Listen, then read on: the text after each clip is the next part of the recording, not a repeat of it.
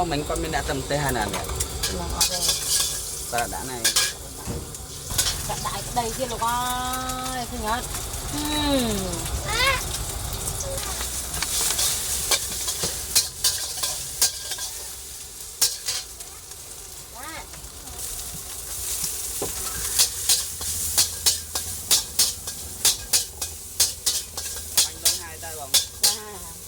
có some kho đi ạ.